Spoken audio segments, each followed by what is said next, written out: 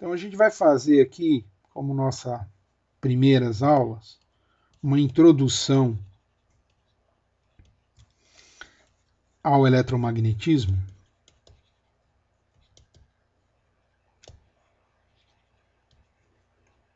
E mais posteriormente, mais para o final da aula, a gente começa a parte de revisão de cálculo. Então, só como um histórico, né, eu acho que isso daí está lá no prefácio do livro, vale a pena vocês darem uma lida.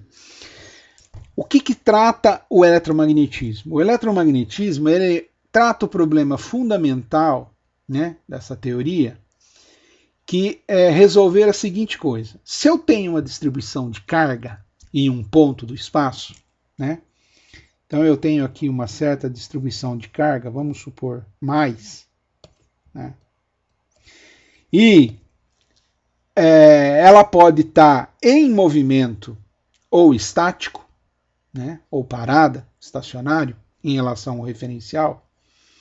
O que a gente quer descobrir é como ela afeta uma outra distribuição de cargas, que pode ser negativa ou pode ser positiva, em um outro ponto do espaço, né?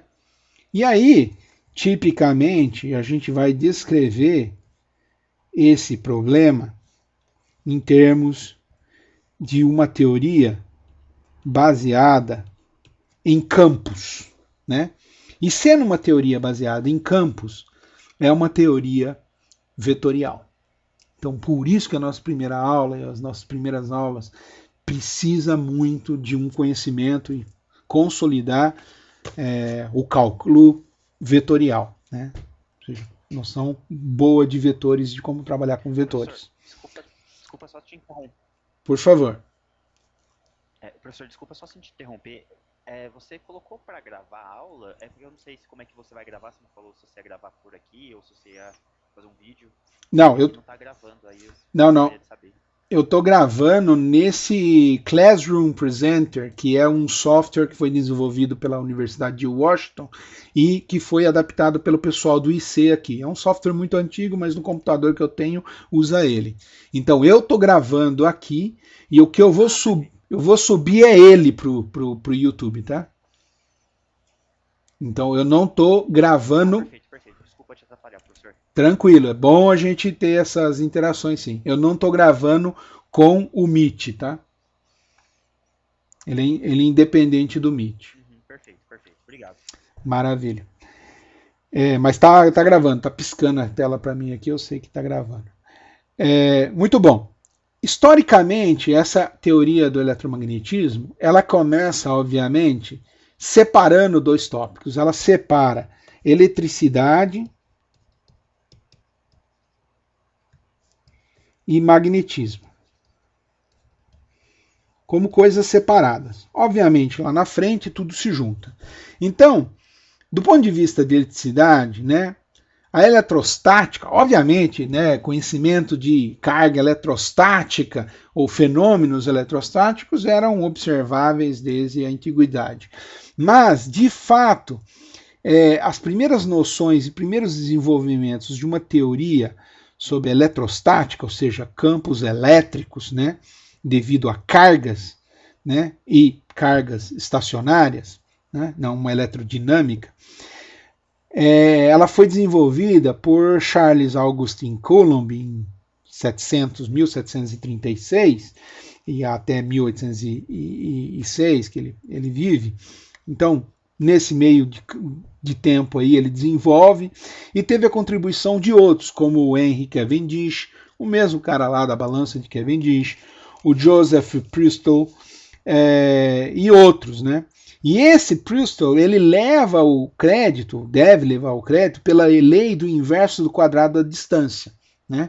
Que a gente chama de lei de Coulomb, mas na verdade pertence a ele. O Coulomb, na verdade, ele desenvolve um experimento crucial que permitiu estabelecer que essa lei do inverso do quadrado da distância, que daqui a pouco a gente vai enunciar e demonstrar, e todo mundo já sabe também, ela, de física 3, por exemplo, permitiu mostrar que realmente era desse jeito. Então o Coulomb faz o experimento e mostra, né, pelo experimento, e a partir de então começa a ser conhecida como lei de Coulomb. Mas teve a contribuição do Joseph Priestley. Eu faço nas nossas de aula, eu faço um apanhado também do que o Griffiths tem, e tem alguns artigos de revisão que vocês conseguem ter acesso se estiverem logados na Unicamp, que mostra essa parte de desenvolvimento histórico. Às vezes é interessante entender de onde veio. É claro que também tem lá a bateria, né, desenvolvido por Volta, onde a gente começa a ser importante a ideia de potencial eletrostático, né, ou de potencial, né, corrente elétrica por Flanking e outros, né, emissão de luz e etc. Mais para frente vem o magnetismo, né? Então, o magnetismo também é conhecido desde a antiguidade por bússolas, materiais magnéticos e etc. Tá? Mas apenas lá, cerca de 1820, é que os tópicos eles começam a se encontrar. Primeiro tem o Ørsted, né? O Ørsted ele nota que uma corrente elétrica ele pode defletir uma agulha magnética, né? Então, nesse experimento do Ørsted, onde ele passa uma corrente elétrica, ele percebe que uma agulha magnetizada é defletida, então ele fala, ok, né? Temos esse fenômeno. Mas é só o Ampère que ele consegue fazer um pouco mais o salto, né? E mostrar que, na verdade, correntes, né, em movimento, ele postula corretamente que os fenômenos magnéticos todos são devidos a cargas em movimento. Então, a corrente elétrica que está passando está gerando um campo magnético, e o campo magnético, no final das contas, está interagindo com o campo magnético da bússola, né? E o próprio campo magnético da bússola, a gente vai ver, pode ser olhado como correntes internas, né, no material magnetizado. Isso aí a gente vai ver lá no capítulo 5. Tá? O Faraday, ele vem depois, em 1831, e ele descobre que um magneto em movimento gera corrente elétrica, ou seja, indução elétrica, né, em condutores. Né? Da mesma maneira, Maxwell e Lorentz, mais à frente, eles unificam, né, as teorias. Ele mostra que, na verdade, tanto as teorias que descrevem a parte elétrica, né, os campos elétricos, quanto a parte que descreve o campo magnético, eles podem ser unidas em uma única teoria, que é o eletromagnetismo. E aí a gente culmina nas famosas equações de Maxwell, que inclusive incorpora a ótica. Por quê? Porque luz, né, nada mais é do que campo elétrico e magnético se propagando. Né? Então a gente vai ver as situações onde isso ocorre. Né? Na verdade, isso daí está realmente desenvolvido na segunda parte, que seria do curso de eletromagnetismo, seria o F602. Então, as soluções dos problemas de eletromagnetismo tipicamente usa uma teoria de campo, como eu disse para vocês, então por isso a gente vai ter essa noção de vetores. E esse campo, né, ele na verdade é que ao redor de uma carga, por exemplo, o espaço está permeado por que seria um campo. Né? O efeito da presença dessa carga é descrita por um campo de forças, né, que seria o campo elétrico, campo magnético, e que vai estar associado aonde essa carga está. Ou seja, aquilo que a gente tem aí na tela, né, a distribuição de cargas, né, gera esse possível campo elétrico, uma distribuição de cargas em movimento gera um campo magnético. Claro que do ponto de vista de relatividade, depois a gente vai ter a compatibilidade entre cargas em movimento e não em movimento, depende do referencial, né? Mas isso é um tópico para depois, para outro curso. A priori a gente pode simplesmente olhar uma distribuição de cargas parada pode gerar um campo elétrico, uma distribuição de cargas em movimento, num referencial nosso. A gente olha para a carga e vê que ela está em movimento, e a gente diria que ela tem a capacidade também de gerar um campo magnético. E se a carga acelera, aí é uma coisa importante, se a carga acelera, uma porção do campo, seja ele elétrico e magnético, ele desacopla da carga e viaja pelo espaço com a velocidade da luz. Carregando o quê? Carregando energia, carregando momento angular. Isso é a radiação eletromagnética. Então, sei lá, elétrons oscila numa antena de TV e o campo eletromagnético gerado, né, pelas cargas oscilantes lá na antena de TV, uma parte dele está acoplada com a carga. Ou seja, está ligado com a carga que está naquela posição. Que rapidamente decai. Decai com 1 sobre R2, tipicamente. Então, rapidamente, a intensidade do campo fica muito pequena. Então, se a gente pegar, por exemplo, vamos pegar um exemplo aí que todo mundo já deve ter visto um vídeo. Você pega aquelas máquinas de ressonância, né, que tem aqueles grandes ímãs, sabe, de fazer ressonância eletromagnética, ressonância magnética, né, fazer imagem lá do cérebro e tal. Não pode ter nada magnetizável dentro da sala, metal e tal. Por quê? Porque induz corrente, né, então o cara vai se queimar lá. E além disso, atrai as coisas. Então, se vocês olharem pela internet, vocês vão ver vídeo de cadeira que foi puxada, né? O cara esqueceu a cadeira ali na sala, levantou e foi embora, esqueceu, a hora que ligou a máquina, a cadeira voou lá para dentro. Por quê? Porque é um campo magnético muito forte e próximo. Agora, se estiver suficientemente longe, o campo cai. O campo é muito pequeno. Mas, se a carga está sendo acelerada, não corrente contínua, mas se estiver acelerando, né? Por exemplo, numa corrente alternada, parte do campo eletromagnético é emitido.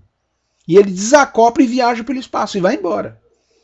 Essa é a informação que a gente manda, né, via ondas de rádio, via ondas de TV, manda para o espaço, né, e ele vai embora.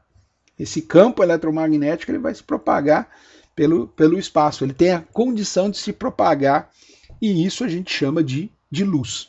Né? Ou seja, a luz que a gente vê das estrelas há milhões de anos ou bilhões de anos-luz, são luzes, uma luz que foi gerada em um fenômeno eletromagnético em algum momento, e essa radiação, esse campo eletromagnético, teve a chance de escapar, desacoplar da carga e viajar pelo espaço. Isso é luz. E luz é campo eletromagnético. Tá? Bom, carga. Né? Para a gente falar de campos e etc., a gente tem que falar de carga elétrica. Pode falar, por favor. Vai lá, João. Me surgiu uma dúvida aqui que não quer calar, que é o seguinte. Por que o campo, quando ele está acoplado, ele tem esse decaimento com a distância e o campo não acoplado viaja? Não, então, ele cai sim com a distância, né? A gente vai ver que todos eles vão ter esse termo que cai rapidamente. Mas a diferença é quando você acelera uma carga, você tem esse diferencialzinho aí que você gera a possibilidade da radiação se desacoplar e não cair com 1 sobre R2. Então, não tem como eu explicar para você facilmente aqui agora, mas no desenvolvimento, lá no capítulo 11, tá? Capítulo 11, que é radiações, capítulo 11 do Griffiths, a gente faria esse desenvolvimento, tá? Não nesse curso, não dá para fazer, mas faria esse desenvolvimento e a gente vai ver. A gente só tem carga, a gente só tem radiação sendo emitida e propagando como um fóton, que depois a gente vai ver, quando você tem essa carga acelerando, tá certo? Aí esse campo viaja na forma de luz, tá? Senão ele não vai viajar na forma de luz, né? Ele vai ser um campo que vai decaindo com 1 sobre R2. Né? Mas você pode ter uma situação específica onde você tem a possibilidade de acelerar uma carga e essa aceleração da carga emite radiação. A radiação não precisa ser o visível, tá? Pode ser a radiação eletromagnética, ondas de rádio. Ondas de rádio nada mais é do que elétrons acelerando na antena, né? Numa antena que você mesmo pode fazer em casa e você mesmo pode tentar emitir a sua própria informação, sua própria radiação. Tá? O micro-ondas também emite uma radiação, só que numa frequência boa para poder acelerar a água, né? As moléculas de água, fazer a molécula de água vibrar e aquecer os alimentos. Então aí a gente tem todas as formas. Você está emitindo radiação. Radiação, que tipo? Infravermelho. Né? Então você está emitindo radiação. As pessoas chegam perto de você e vê que você está quentinho. Né? Nem precisa tocar, às vezes. Né? Você está emitindo. As pessoas filmam você e vê que você está quente. Né? Vê que o seu olho, determinadas regiões do corpo estão mais quentes do que outras. Está emitindo mais no infravermelho. Né? De repente você começa a chegar numa situação que você vai começar a ver no visível essa radiação. Tá? Mas essencialmente ela não é um campo para que o campo propague indefinidamente, né, você teria que ter de alguma forma gerado isso daí a partir de um processo de aceleração ou um decaimento que seja. Tá? Cargas aceleradas lá quando você aquece o ferro emite luz. Por quê? Porque está totalmente acelerando e os elétrons estão colidindo também lá no material. Tá certo? Mas eu acho que para a gente entender o que vai acontecer lá no capítulo 11, a gente precisa fazer um entendimento a priori do que é estático, antes de ir para o dinâmico. Tá certo? Acho que não vale a pena a gente tentar colocar o carro na frente dos bois, né? Mas ia paulatinamente. E para entender bem no início mesmo, a gente tem essa pequena primeira parte. Cargas. O que são cargas? Cargas, né? A gente vai ter duas formas, por exemplo, mais que e menos que, em mesma quantidade, né? Elas podem se cancelar, né? Gerar uma quantidade de carga nula aqui para a gente, né? A carga, ela é conservada. Isso é alguma coisa importante. Significa que a gente não cria carga ou destrói carga, né? A carga existe, né? O tempo todo ali, uma certa quantidade sempre existe ali. A carga positiva, ela pode aniquilar uma carga negativa, né?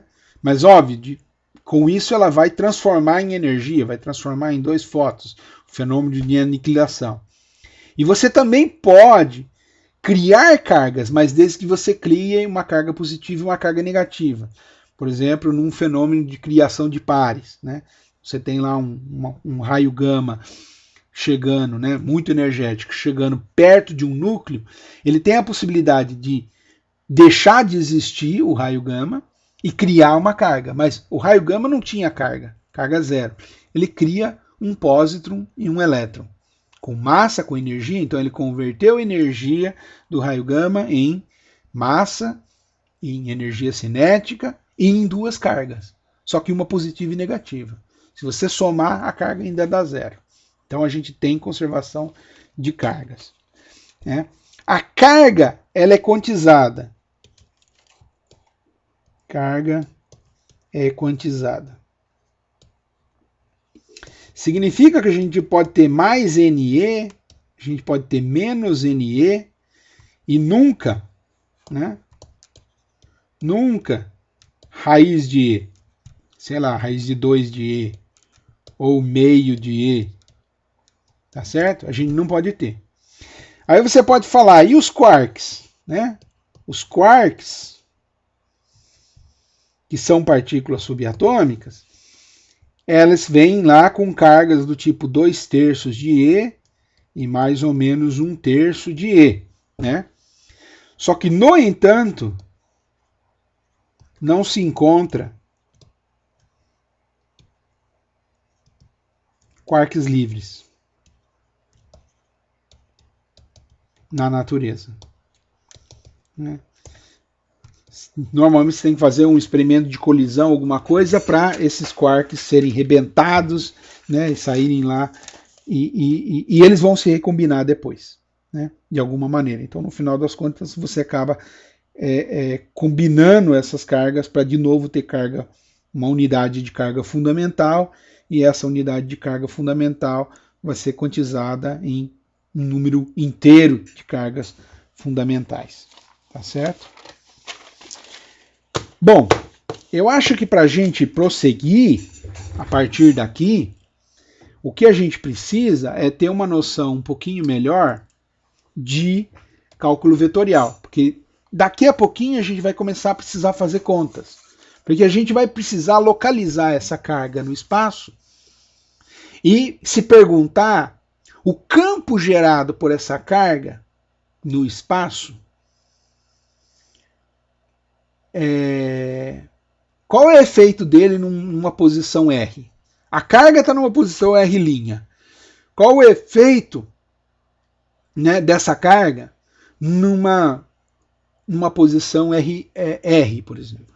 Onde eu vou querer colocar uma carga de prova, eu vou querer a força, querer ver, por exemplo, a força colombiana que atrai essas duas cargas. Tá? Então, para isso, a gente vai precisar fazer algumas contas para fazer essas definições que nos demandará uma álgebra vetorial. Então, a gente vai fazer agora uma revisão muito básica de álgebra vetorial. Eu imagino que todos vocês tiveram geometria analítica e vetores, então todos têm condições, obviamente, de acompanhar. Claro que todos fizeram Física 3 e de alguma maneira também utilizaram vetores para calcular campo elétrico e tudo mais. O problema é que daqui a pouco a gente vai fazer isso de uma forma mais geral e a coisa vai ficar um pouquinho mais complexa. Então a gente precisa dominar, de alguma maneira, a utilização dessa álgebra vetorial se a gente quiser fazer algumas contas. Caso contrário, a gente vai estar totalmente impossibilitado de fazer contas um pouquinho mais complexas do que aquelas que foram feitas em Física 3. Então, a primeira coisa que a gente precisa colocar é esse ente aqui, né? O vetor. É uma quantidade, como a gente sabe, que tem magnitude. Então, ele tem um módulo. Ele tem uma direção, uma direção. E ele tem um sentido, né? O sentido basicamente é o mais ou menos aí da magnitude, né? Se eu tiver mais, né? Se eu tiver lá, sei lá, mais A, né? É um vetor que tem essa direção no espaço, né? Mas se eu fizer o menos A, é o mesmo vetor paralelo, o mesmo tamanho, né? E esse daqui é o menos A. Tá? E a gente, obviamente, todo mundo já sabe, usa, né, essa flechinha para indicar vetor. As operações, todo mundo está cansado de saber, mas a gente vai fazer rapidinho aqui. Ó. A gente tem várias operações que a gente pode fazer, que é basicamente várias. 3, né? A gente tem 3. A gente pode somar vetor, né? Subtrair, na verdade, é somar com um vetor menos A ali, por exemplo, se a gente fosse somar A com B, né? Ou a gente fosse tirar A de B, na verdade é somar o menos A, certo? Então é soma. Depois a gente vai ter dois tipos de multiplicação. Não existe divisão de vetores. Se alguém tentar dividir um vetor, cuidado, né? Crime capital. Não existe isso. É claro que nessa soma de vetores a gente tem a propriedade associativa, né, que é importante, né? Nos ajuda, né? A mais B mais C, ele é igual a A mais B mais C. Né? Ou eu poderia fazer A mais B primeiro e o C depois. Né? Isso é, ou fazer o A e o C e o B depois. Né? Essa propriedade associativa é muito útil, né, em vetores. Você pode somar e subtrair na ordem que você quiser. A subtração de vetores, né? Subtração de vetores é a adição com sinal oposto. Sinal oposto.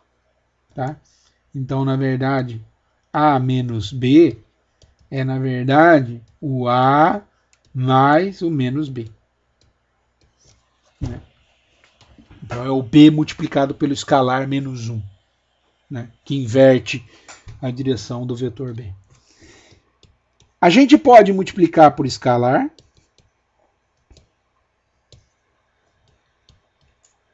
E a grande propriedade é que quando você multiplica por um escalar, você não altera a direção do vetor. Você só incumprida ele, aumenta a magnitude dele ou inclusive inverte ele, né? Inverte a direção, você pode inverter se você multiplicar por um número negativo. Né? E aí continua valendo a propriedade distributiva e associativa. Né? Você consegue fazer isso. Depois, basicamente, vem a primeira possibilidade de multiplicação de vetores entre dois vetores, de fato, que é a multiplicação, que é o produto. Né? Vamos colocar em uma forma, não multiplicação, né? Vamos colocar como um produto escalar, que é o produto de dois vetores. Ou seja, se eu tenho um vetor A e eu quero multiplicar pelo vetor B, uma das maneiras, a primeira maneira é essa, a possibilidade. E isso está definido, né? Essas três iguais aqui, ó, é A, B, cosseno de θ, cosseno do ângulo dele. Tá? Ou seja, eu estou fazendo, na verdade, a projeção de um vetor na direção do outro. Então, se eu tiver lá, por exemplo, o A, né, e o B, né, cadê? Aqui o A, troca. Né? O produto escalar, ele está pegando o módulo, né? Ele está pegando o módulo desse vetor, né? E está projetando, se esse daqui é o ângulo θ, vamos colocar aqui, esse daqui é o ângulo θ, ele está pegando e projetando o vetor A em cima do vetor B. Ou, se você quiser também, dá na mesma, se eu projetar o vetor B no vetor A, dá a mesma coisa. Né? Então, se eu pegar o B, projetar no A, pegar o B cosseno de θ, vai dar um tamanhozinho. E multiplicar pelo AB, pelo A. Né? Só que o resultado disso é um escalar. Né? O resultado dessa operação gera um número que é um escalar. E percebe que ele é comutativo. Ele é, bom, vamos primeiro, é associativo, né? Associativo, e é comutativo. Ou seja, o A escalar B é igual ao B escalar A. Não importa a ordem. Isso quer dizer a comutação. Não importa se eu inverter. Né? E é associativo, por exemplo, se eu tiver A escalar B mais C, né, eu posso ter, isso daqui é igual a escalar B mais A escalar C. Tá? Que é igual a B escalar A mais C escalar A, por exemplo, porque eu posso usar a comutação também, inverter a ordem e nada vai mudar. Tá? Então é bem tranquilo. Né? a gente vai poder ver um jeito de somar, fazer o produto escalar de uma forma que não precise usar essa forma geométrica da projeção, né? E a gente use as componentes. Mas antes de fazer isso, vamos apresentar uma quantidade que todo mundo já conhece, que é a outra possibilidade de fazer um produto de vetores, que é o produto vetorial. Nesse caso, o A, produto, só que produto X, né? Então, o outro, produto escalar, também é produto ponto. Às vezes a pessoa chama de produto ponto, por causa que vem um ponto aqui, ó, né? Então, o produto é vetorial, no caso, é o produto X aqui, né? Se indica ele por um X. O produto vetorial, ele está definido agora, nesse caso, como AB seno do ângulo entre eles. E esse vetor aponta numa direção N, onde N é uma direção perpendicular ao vetor A e ao vetor B. Tá certo? Ou seja, se o vetor A e o vetor B, né? Vamos fazer pela regra da mão direita, vamos fazer melhor. Vamos fazer assim, ó. Sorry. Vamos fazer A e B, né? E esse daqui é o ângulo entre eles. O produto vetorial entre A e B dá um vetor C, né? Então vamos colocar que isso daqui é igual a C. Tá? Dá um vetor C, que está aqui, e esse vetor C, ele faz 90 graus com o A e com o B. E ele está apontando nessa direção, porque a ordem que eu fiz aqui, eu uso a regra da mão direita, ou seja, eu coloco os meus dedos, pego a minha mão direita, pego o meu indicador e deixo para cima, né? E pego todos os outros dedos e coloco em cima do vetor A. Se eu estou fazendo A para B, A vetor B, os dedos todos vão para cima do vetor A, do vetor B, desculpe, né? Para cima do vetor B, e o meu dedo está apontando para o céu aqui, está apontando para cima, tá certo? Nota se eu fizer B vetor A, pela mesma regra da mão direita, eu coloco os dedos todos apontando na direção do vetor B, e aí se eu fizer um movimento de fechar a mão para o B ir para cima do vetor A, o meu dedo, o polegar, ele vai ficar apontando para baixo, né? Então o polegar aponta para baixo. Isso é a regra da mão direita. Então você vê que se eu fizer B vetor A, já vai dar, na verdade, o menos C, né? Então, ó, vou fazer em azul aqui, ó. Isso daqui, ó, é menos C. Então, ó, menos C é igual a B vetor A, tá? Já que eu disse que o C é o cara que está lá para cima, então dá invertido. Então percebe que o produto vetorial, né? E obviamente eu posso dizer que C, né? A gente pode fazer isso, já que a gente escreveu um N ali, que C é igual ao módulo do C, e ele está apontando nessa direção N. A direção N é a direção normal entre os vetores A e B, no caso.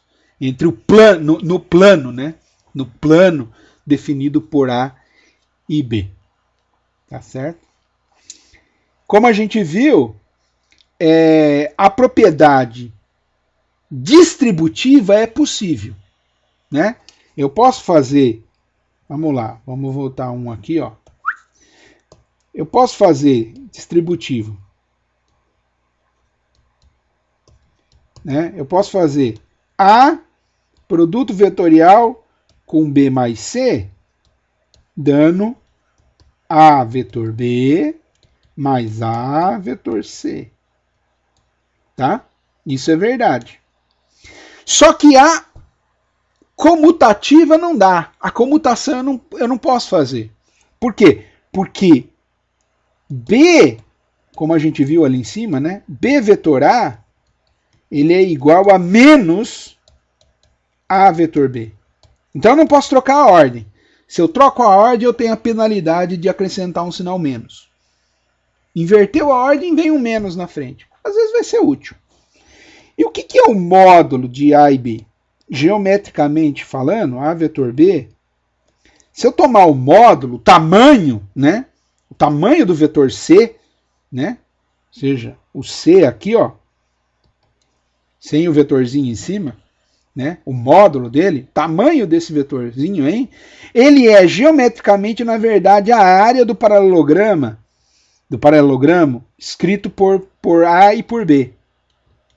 Então, se eu quiser saber quem é a área gerada pelo paralelogramo AB, é só fazer o produto, né? É isso daqui, ó. Essa área é nada mais do que o módulo de A vetor B. Tiro o vetor A vetor B. E fica fácil, né? Se você fizer o desenho ali e ver a projeção do seno, você vai ver que a gente tem a base e a altura dado pela projeção, né? B seno do ângulo, né? Coloca aqui assim, ó. Você tem aqui um θ, aqui você tem um B, aqui você tem um A, né? Aí você vê facilmente que a gente está pegando a altura aqui, né? Desse paralelogramo, né? E a altura é exatamente B seno θ. Muito bom. Fácil de ver geometricamente o significado. Componentes. Vamos lá. Como a gente está no tempo. Componentes de um vetor. É claro que a gente pode e deve e vai trabalhar com componentes de um vetor. Então a gente tipicamente escreve um vetor A no sistema cartesiano como sendo AX na direção X, mais AY na direção Y, mais AZ na direção Z. Então, se eu pegar um sistema do tipo, né, X, Y e Z, né, batendo aqui com a regra da mão direita, se eu fizer produto vetorial aqui, vai dar tudo certo nesse desenho, e eu desenhar o vetor A aqui, ó, o vetor A, né, o que eu tô tendo aí, ó, AX, AY e AZ são os componentes, né, AZ, AX e AY. São as componentes aqui, ó. São esses pedacinhos aqui que eu estou projetando esse meu vetor A, né? E aí eu vejo que ele é composto por essas três componentes. Se eu pego essas três componentes e somo cada uma na sua direção, né, no seu versor x, y e z, que estão dados pelos eixos aí do nosso sistema de coordenadas, eu tenho o vetor A. Claro. Bom, o bom disso é que é associativa. Vale. E a comutativa também, né? Então eu posso somar as componentes de um vetor, né? Se eu tenho A mais B, né? Eu posso fazer AX mais BX na direção X, mais AY mais BY na direção Y, mais AZ mais BZ na direção Z. Beleza. Só somo, né, as componentes naquelas direções tranquilamente. Então, associativa vale. Multiplicar por um escalar,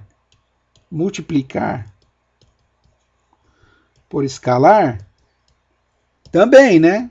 O A, se eu pegar um Azinho e multiplicar pelo vetor A, vai dar o quê? A na direção AX vezes o AX, a componente AX está na direção X, mais um AY na direção Y, mais um AZ na direção Z. Né? É o que a gente tinha falado lá atrás, ele não altera a direção desse vetor. Esse vetor continua estando na direção A, ele só é maior ou é menor. Né? Depende se o A é maior do que 1, ele é maior, se o A é menor do que 1, ele é menor. Né? Se o A é menor do que 0, ele está na mesma direção, só que ele inverteu o sentido do vetor. O produto escalar pode ser olhado de uma maneira diferente agora. Multiplicar por um escalar e embaixo, vamos fazer uma letra melhor. Meu God. Produto escalar. Tá? Ó, eu posso pegar os versores x com x, eu vejo que dá 1. O y com y, eu vejo que dá 1. O z, produto escalar com z, vai lá na regra do produto escalar, chamo o versor, um vetor com unidade 1, com comprimento 1, se eu fizer esse produto escalar também vai dar 1. Já o x com o y vai dar 0, o x com o z vai dar 0, e obviamente o y com o z, que é a única coisa que faltou, também vai dar 0. Tá? Ou seja, qualquer i multiplicado escalarmente por qualquer j, onde i é xyz ou j é xyz, qualquer um desses daí vai ser dado por uma quantidade que eu vou chamar de delta de ij. Certo? Onde essa delta de ij ela é 1, ci é igual a j, e 0, ci é diferente de j. Isso daqui é conhecido como delta de Kronig. Tá? E com isso, agora eu posso perceber que se eu fizer a escalar b, eu vou ter axbx mais ay by mais az bz. E os outros termos? E a x ay? A x by, desculpe, se eu fizer a distributiva, né? Se eu escrever o vetor na forma que está lá em cima de componentes e multiplicar distribuindo, fazendo a distributiva, como a gente fez no caso anterior, a gente vai ver que a delta de Kronig mata as componentes cujos índices estão diferentes.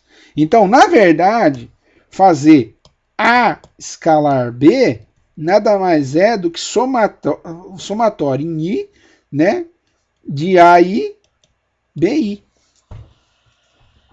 Certo? Percebe? Olha, anteriormente, eu fui de 1 até I igual a 1 até 3, onde 1 é x, 2 é y, 3 é z. Né? Então, ó, repete o índice, repete o índice, repete o índice. Os três, fiz a soma, acabou a soma. Né?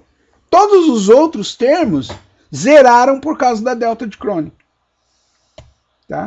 Desaparece. E o vetorial? Para o produto vetorial, né, já é um pouquinho mais complicado. Então, a gente vai apresentar, vocês certamente já viram o formalismo usando o tensor de Levi-Cevita, que também é uma somatória, tá? Mas eu não vou escrever como um tensor de Levi-Cevita, uma somatória com um tensor, eu vou escrever aqui para a gente simplificar, depois a gente pode olhar, se vocês quiserem, a gente passa na forma de somatória usando o tensor de Levi-Cevita. Você percebe que ali a gente também usou a somatória com a delta de Kronig, eu só não coloquei ali, né? Porque eu já coloquei o índice. Eu poderia colocar a somatória de I,J de AIBJ, no caso do produto escalar em cima. Certo?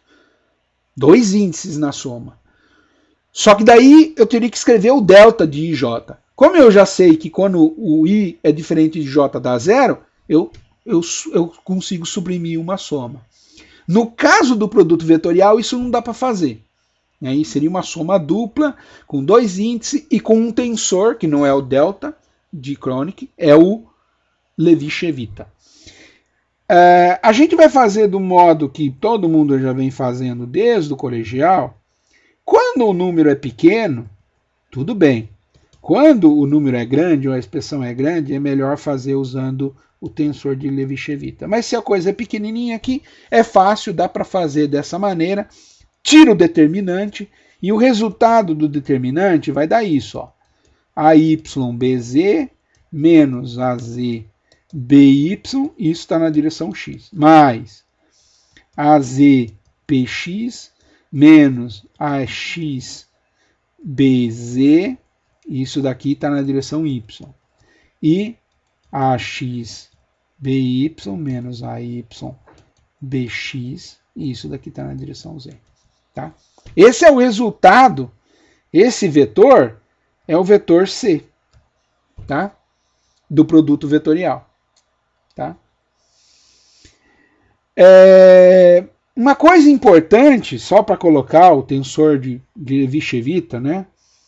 Uma regra cíclica, é se eu fizer isso daqui, ó, x, y e z, os versores, né? Setinha aqui, ó, setinha aqui, setinha aqui. Toda ela no sentido horário, né? Sentido horário. Eu tenho o seguinte: se eu multiplico x por x, ele por ele mesmo vai dar zero. Se eu multiplico y por y, vetorialmente, também vai dar zero. Se eu multiplico z por z, também vai dar zero. Né? É fácil, porque é o seno do ângulo, lembra? Então é um cara na mesma direção, fazendo produto vetorial, é dois vetores colineares. O ângulo é zero, seno de zero é zero. Né? Óbvio que teria que dar zero. Né? Se a gente olhar pela forma geométrica da definição. Olha aqui, a forma geométrica da definição está aqui. Ó. Forma geométrica da definição. Tá? Seno. Lá em cima. Ó. Seno. Tá? Por isso. E se eu multiplicar, por outro lado, né, x com y, seguindo a setinha, x vetor y, vai dar o z. Se eu fizer y vetor z, né, vai dar x. Se eu fizer z vetor x, olha aqui, ó, z, produto vetorial com x, seguindo a setinha, vai dar y. É claro que se eu fizer no sentido invertido, por exemplo, vamos fazer o último aí de baixo. Se eu fizer x produto vetorial com z, eu estou indo nessa outra direção. Ó, né? Nessa outra direção. Então, nessa outra direção, ó, x produto vetorial com z vai dar o quê? Vai dar menos y. Dá esse cara aqui, ó. Dá esse cara aqui, só que com um sinal negativo na frente. E a mesma coisa para os outros, né? Y vetor x vai dar menos z. Tá? E assim por diante. Então isso é muito bom, porque agora a gente sabe fazer os produtos vetoriais. Né? Pessoal, vou fazer um exercíciozinho muito simples, trivial, que é um probleminha do livro, só para a gente aquecer os motores. É um exemplo lá do livro, que ele fala o seguinte, é o problema 1.4. Né? Nosso exemplo é um problema do livro, que é o 1.4. Ele fala o seguinte, fala o João, ó pessoal, vocês nem precisam levantar a mão, só me interrompam, fala, professor, eu tenho uma dúvida, aí sai falando. Estou vendo agora aqui a dúvida. Obrigado. Tranquilo, eu ergui a mão agora também, então não tá de boa. Eu queria saber como se escreve o Levi-Civita, para dar uma olhada depois. Ah, é Levi-Civita. É Levi-Civita. Acho que é assim.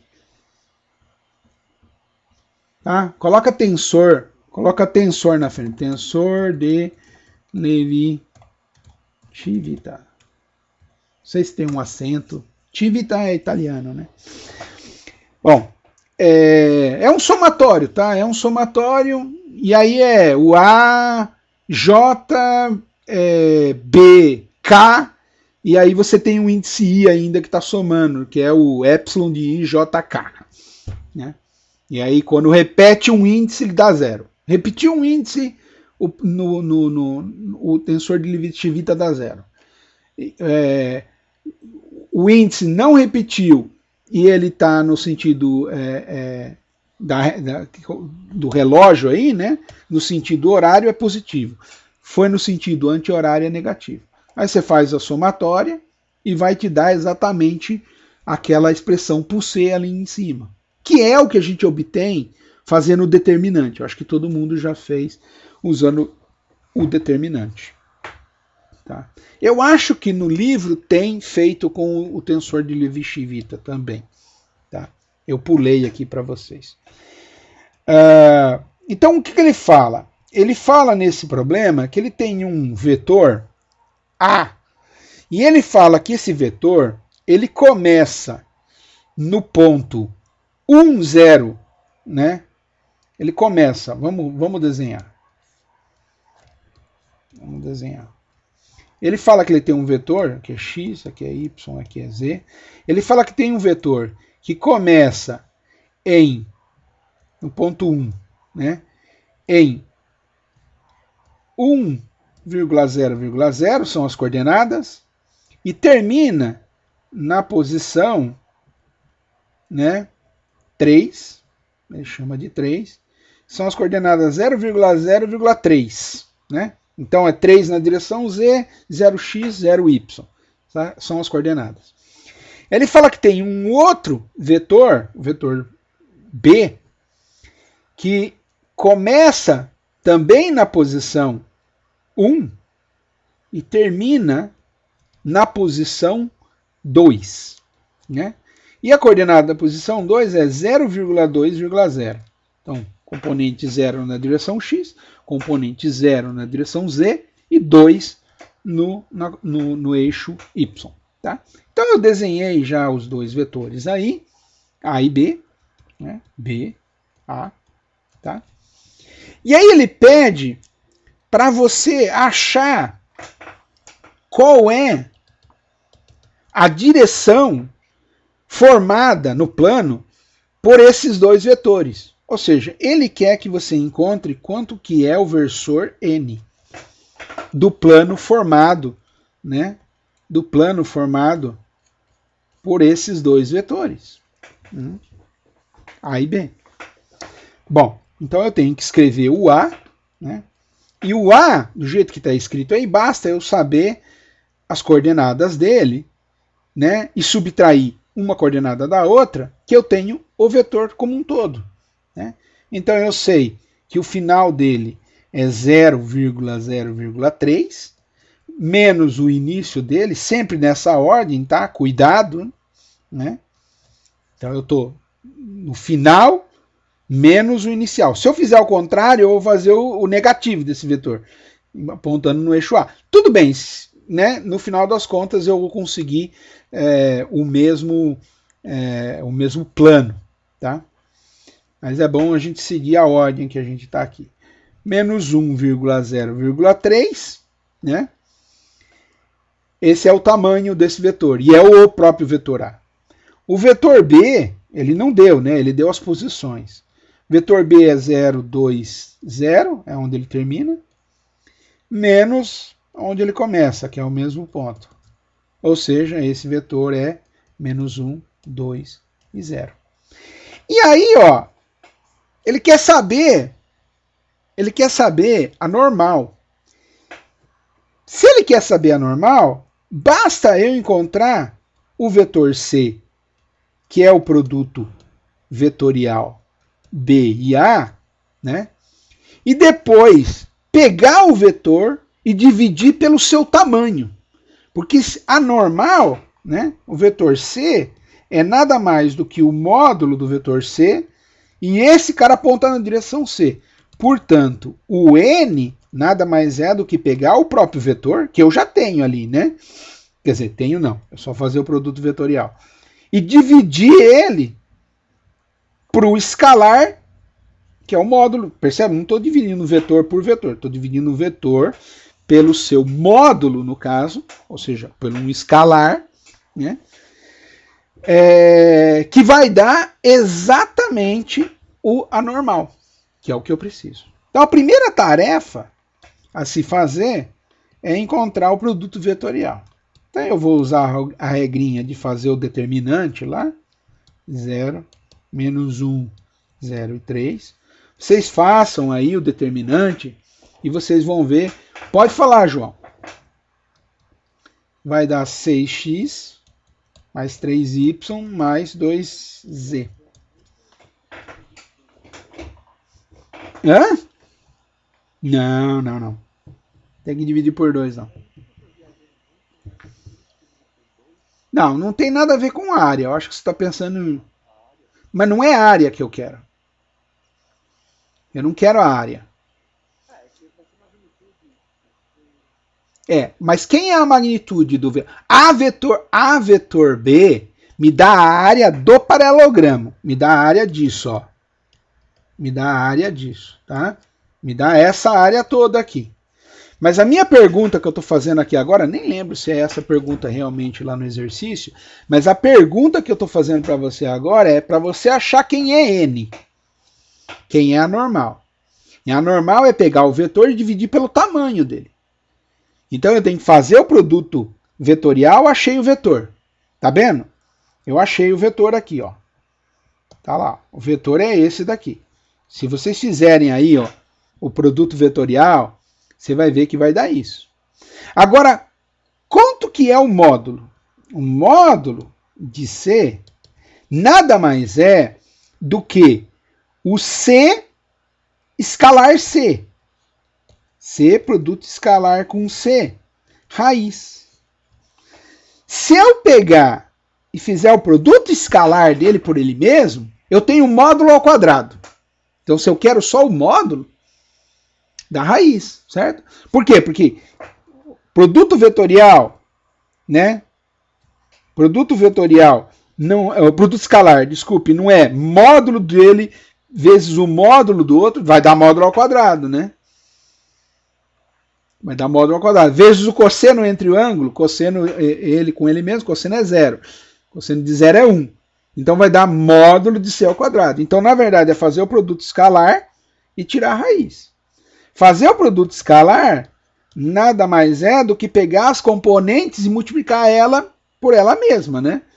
Já é que é ele por ele mesmo, então é componente por componente. Então é só levar ao quadrado.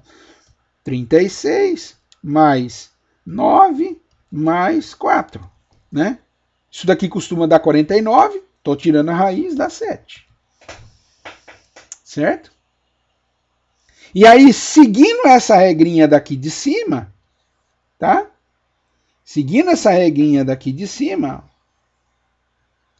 o N, vamos colocar o N aqui. O N, o que é então? É fácil, né? É 6 sobre 7 na direção X, mais 3 sobre 7 na direção Y, mais 2 sobre 7 na direção Z. Esse é o vetor normal ao plano gerado pelos vetores A e B. Sabe aquele eninho que eu desenhei em verde lá? Posso colocar N em azul agora, vai. Esse eninho que está aqui, ó, gerado por esses dois vetores, o A e o B, é isso. Tá? É o vetor C, que é dado pelo produto A vetor B, ele dá exatamente na direção perpendicular a esses dois vetores, um plano, né? O N está normal a essa, e é exatamente o que o C te dá. Então eu acho o C, se eu achei o C, eu divido pelo módulo dele, achei a normal, achei o Nzinho, que era a minha questão. Né? Essa foi uma questão colocada. Sei lá, talvez não é nada interessante, mas em algumas situações você fala, quero saber qual é o vetor normal a essa superfície. Bom, se você tem dois vetores que compõem essa superfície, perfeito. Um jeito de achar normal é esse. Claro, pessoal? Ficou claro para você também? que fez a pergunta, hein?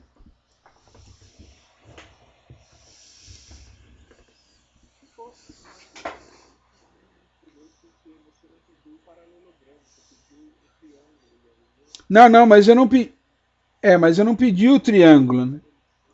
Não, mas não é que eu pedi, eu só rachurei o triângulo, né? Eu só rachurei o triângulo, mas percebe? Esse triângulo está no mesmo plano do paralelogramo. Se eu quisesse a área do triângulo, daí tudo bem, eu fazia o módulo e dividia por 2. Aí você está correto. Eu vou falar assim, acha a área do triângulo formado por 1, 2, 3. Vamos supor que a pergunta fosse essa. Pode até ser que seja a pergunta do exercício, não lembro mais. Mas assim, se alguém perguntar, tá aí um exercício para mudar na prova, né? Acha a área do triângulo ABC, 1, 2, 3. É fácil, faz o produto vetorial, divide por 2. Aí sim, aí você tem razão, né? Mas daí basta... Tá, tudo bem, né? Mas é formado pelo A e o B, né? Agora, se eu estou querendo normal, não interessa. A normal é anormal ao triângulo e a normal ao paralelogramo. Tanto faz. Claro? Maravilha. Produto triplo. Temos tempo? Vamos ver como que estamos aqui. Puta, temos uns 20 minutinhos aí antes de avançar na aula da Carola. Não vamos avançar de jeito nenhum. Mas vamos fazer rapidinho o produto triplo. Tá? O produto triplo também, né?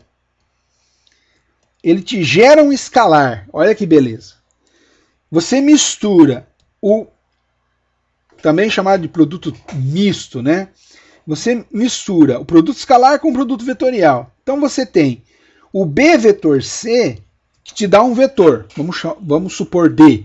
E aí A escalar D dá um número, dá um escalar. Tá certo? Agora, geometricamente,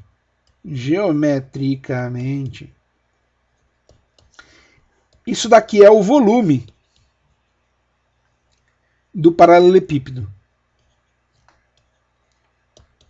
Ou do paralelogramo, né? Sei lá. Então vamos supor o seguinte, ó. Eu tenho um vetor C, peraí, B vezes C, isso. Então, ó, B, produto vetorial com C, né? Se eu fizer o produto vetorial, vai dar a área que está aqui embaixo. Vai dar essa área aqui, do paralelogramo, né? E vai estar nessa direção. Então vai dar o D, que é módulo de D na direção N. É esse vetorzinho que está para cima aí. Esse é o D. Vamos desenhar melhor, vai. Vamos desenhar com outra cor. Vamos lá. Vamos voltar aqui. Então, ó, este cara aqui é o D, que é igual ao módulo dele, o módulo dele é a área que está aí embaixo, já dá a área, né? Na direção N, nessa direção normal. Então essa daqui, ó, o versorzinho normal, é esse vetor de unidade 1, está apontando aí para cima, tá? E vamos supor que o vetor A seja esse vetor aqui, ó, tá? Seja esse vetor A, tá? Por que eu digo que dá o volume?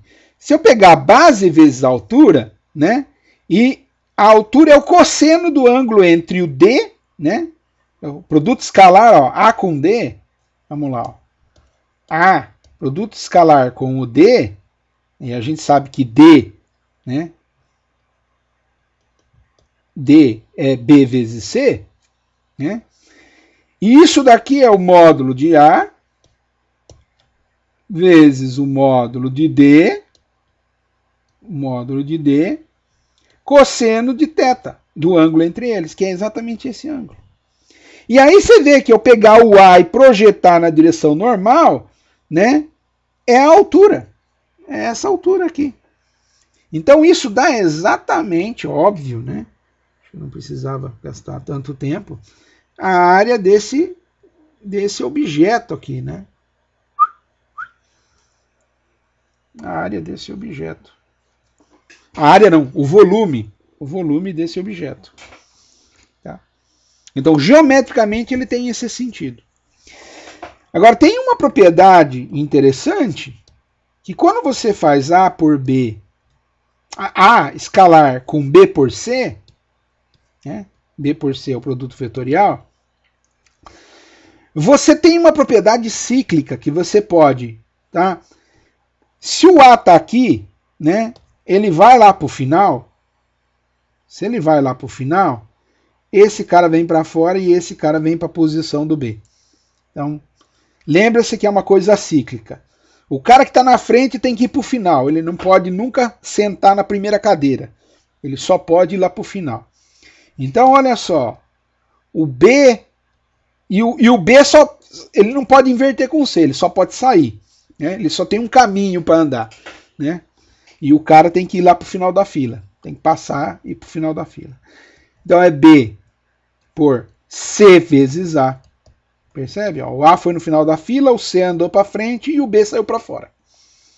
Mesma coisa se eu continuar, ó, o C sai para fora, pela mesma regra, o A vem para frente e o B foi para o final. Percebe?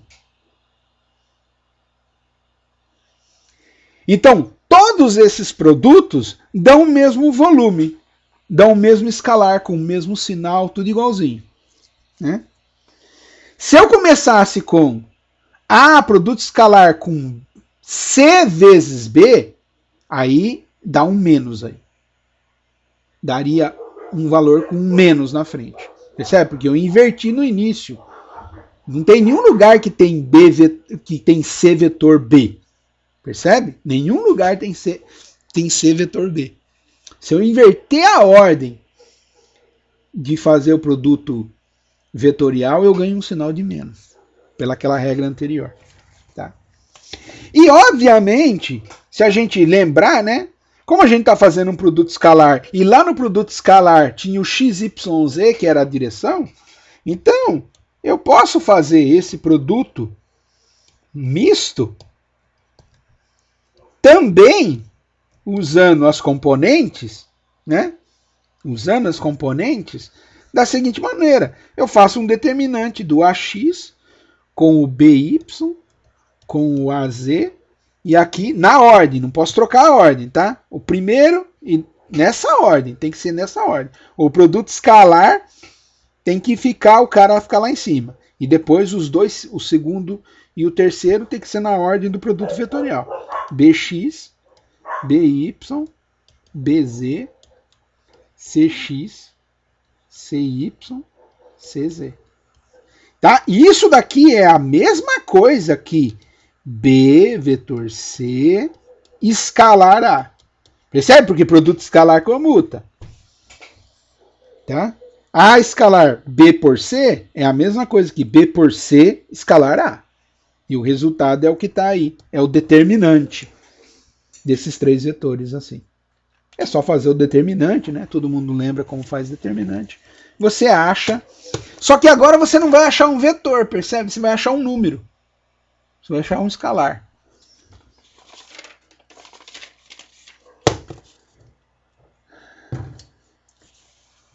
Último para a gente terminar a aula. Daí a gente deixa as derivadas para a aula que vem.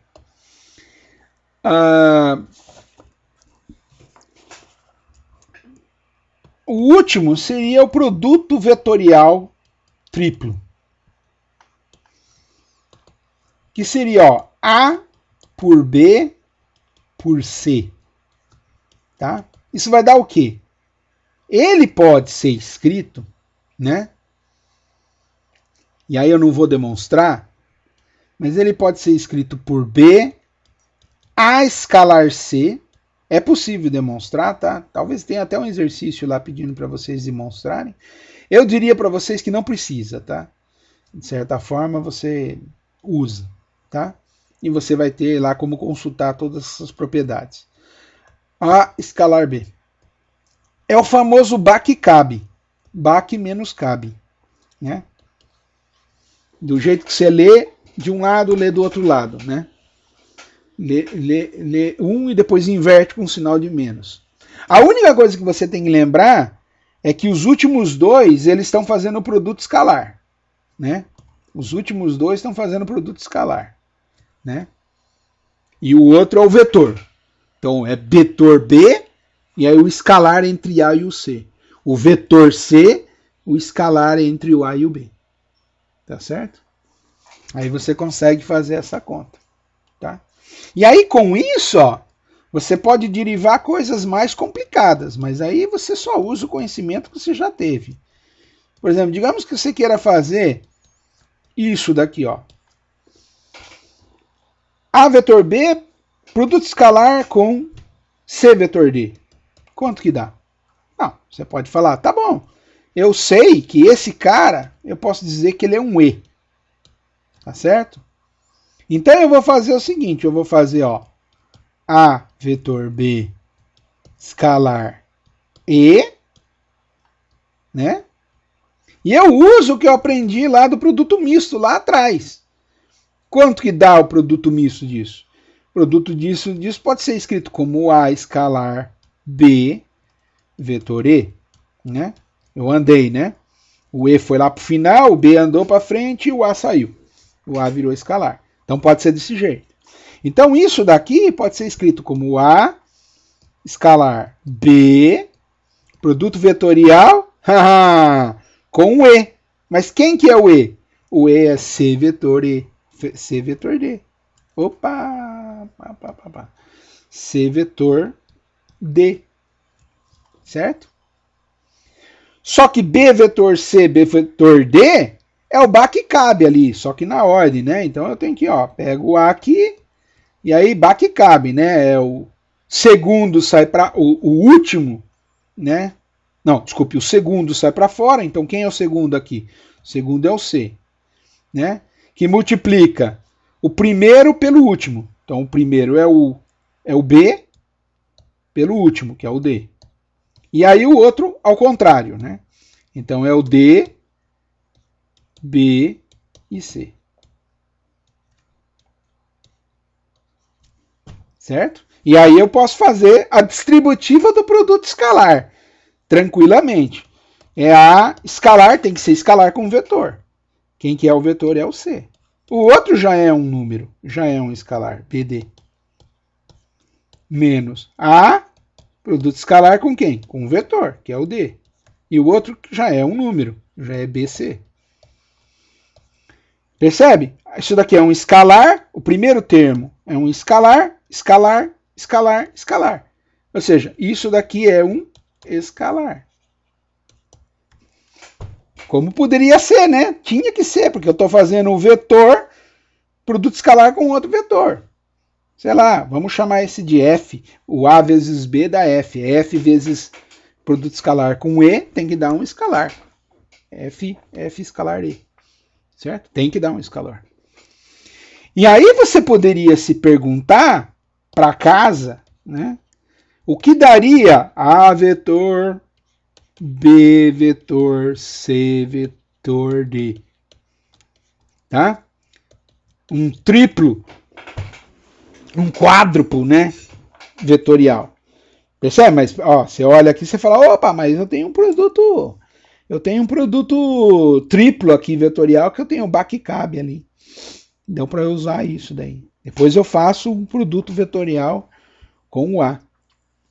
E aí esses resultados vai te simplificar às vezes em uma coisa que é um número menos chato, né? Então, por exemplo, a gente saiu no exercício de cima aí, né?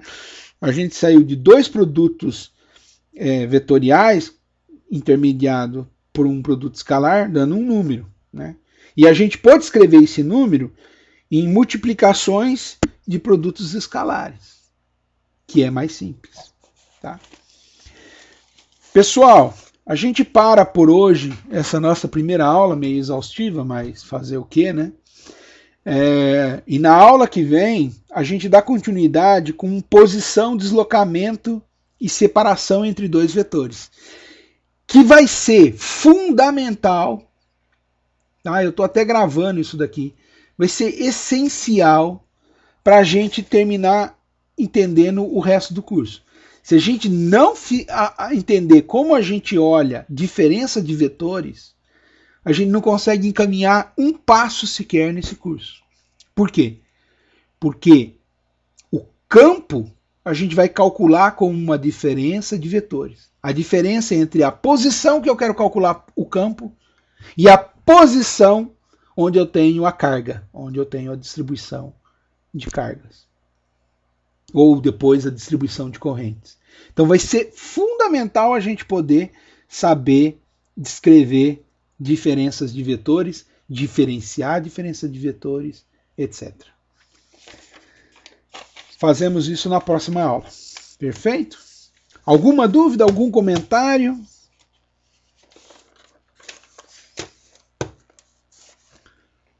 Bom, se a gente não tiver nada, então eu vou encerrar a gravação por aqui.